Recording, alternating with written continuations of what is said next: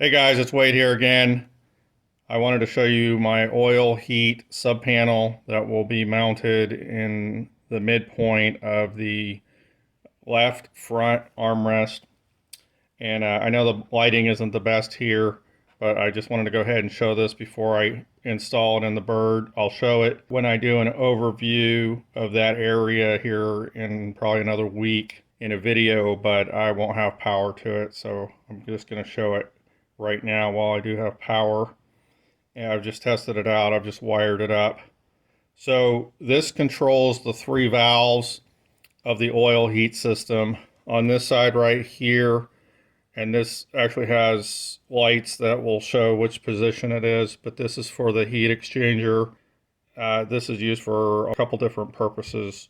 So this switch right here will control that.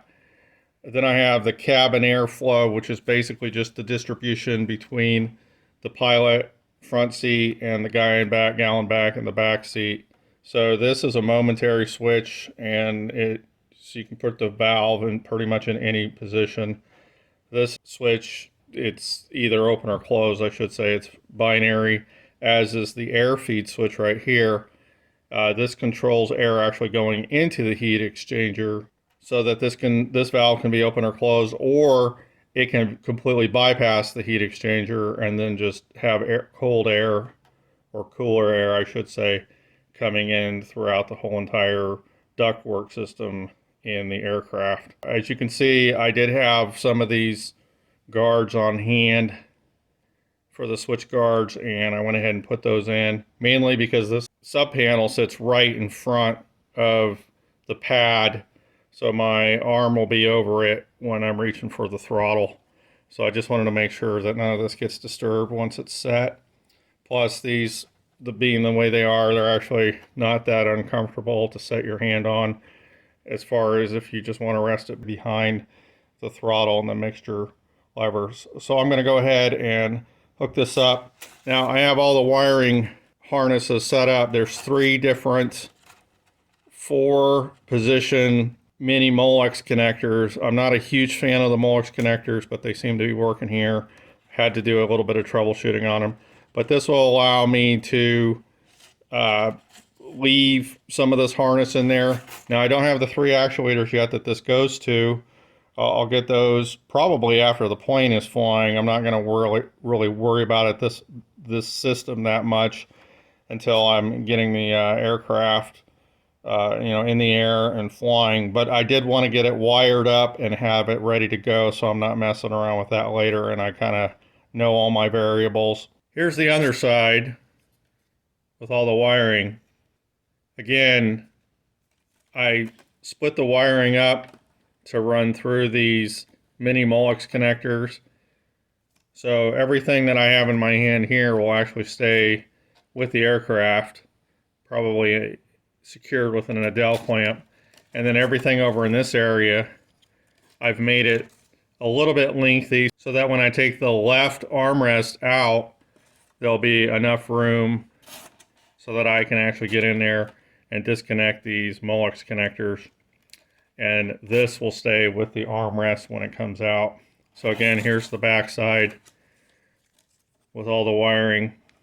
This will stay, and everything will be disconnected at the Molex connectors. So again, I'm going to go ahead and show you a little bit of how this functions. So as far as the heat exchanger switch here, as you can see, when the heat exchanger is open, that means that it's used for heat. Therefore, I have a red indicator light here. The one other modification I will probably do at some point in the future is just have a little mini on-off button here to turn these lights off if I'm flying at night. Obviously, I don't want these things, or at least dim them greatly. They're not hooked up to the dim system, but so when the heat exchanger is open, that means the valve is open. However, that means that the actuator is actually in the closed position in the situation that I have here. This is not the actuator for any of these valves. This is actually the 2-inch actuator that I'll be using for the Ram Air can butterfly valve inside the hell hole.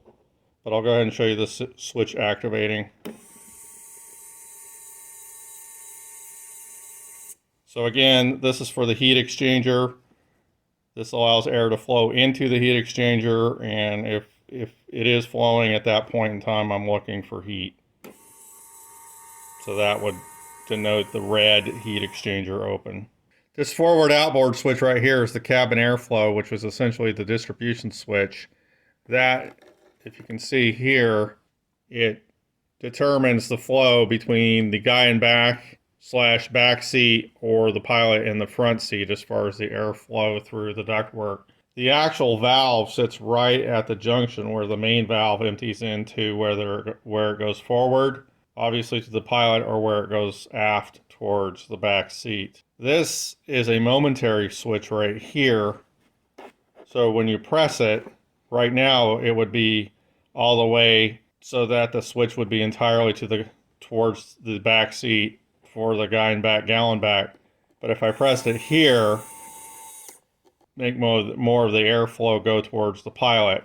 So of course this will all be a little bit seat of the pants starting out until I get an idea about where the airflow is good for either the pilot or the guy in back, gallon back. So the last switch we have is the air feed switch.